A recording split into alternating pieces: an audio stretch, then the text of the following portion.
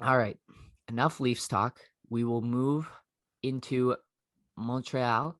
Uh, God. yeah, that was poor.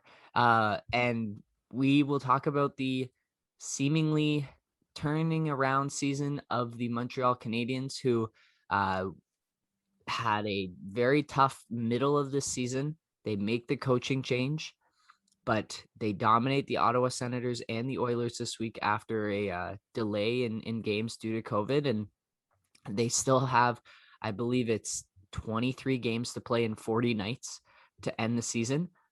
But this team has an energy. Jake Allen's been solid his last couple starts. His save percentage is up to 9.22 now on the season. Victor Mete, who uh, had a really poor start to the season, has started to play better. His possession numbers are up, and Philip Deneau, who hadn't scored in the first 24 games of the season, has 8 points in his last 3 games, and is a guy that they need to really be that top line center for them. And don't look now, but the Canadians 3 games in hand on the Leafs and are 8 points back in the standings, and 4 games in hand on the Oilers and the Jets, and even closer to them. So the Canadians could jump a couple spots in the standings here if all is said and done. Obviously, a ton of games in 40 nights might be a little bit counterintuitive to that, but if they're on a roll, look out. The Canadians are coming. LA, LA, LA. The story for me in these last two games has been the defense. I mean, some games you're going to get the depth scoring going, and that's been the case, putting up 9 goals in their last two from, I mean, Gallagher had a couple. You mentioned Deneau, Kotkaniemi, just the whole roster stepping up. But I giving up 17 shots against the Oilers and 23 against the Sens, and very few of those shots coming from the slot when you look at the stats. So I think the story's been all defense this week in Montreal. And I think they've got a Leafs game coming up soon. It feels like the Leafs are always playing the number two contender. Like that role has just shifted nonstop between the Oilers, Jets, and Habs. Like whoever's up against the Leafs seems to have the momentum and be challenging for it. And but That's what happens when you're the heavyweight champ, baby. You just got to keep taking the next challenger.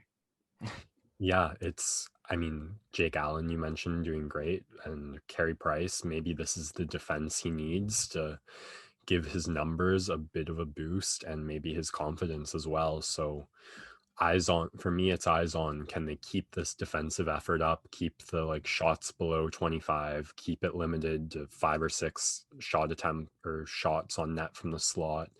And how does the depth scoring hold up? I feel like if they continue this momentum, the story isn't going to be a mid-season slump. It's going to be struggles to get the extra points in extra time, because I, they must have 8 or 9 regulation losses or extra time losses at this point. If they'd won half of those, they'd be that much closer to first place, and that would really be the story of the season. So I think the tighter they make this and the more they continue this playing, that's really going to become the story. Just what if they had won a couple more shootouts and gotten a couple 3-on-3 goals? This We'd be talking about them a whole lot different right now. But Yeah. all the momentum in Montreal. Yes.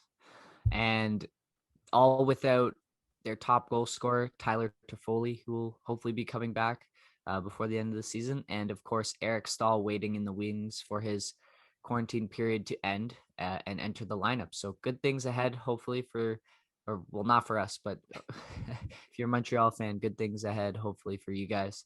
And yeah, it will be a great playoff series in this North Division, no matter what. It feels like those top four teams are slowly like settling themselves in. We don't know what the order will be, but we kind of have our four. And a playoff series between in any of those matchups is going to be really, really fun to watch. So looking forward to that. And I don't know, Max, if you have anything left for that talking hockey segment, but No, that's all.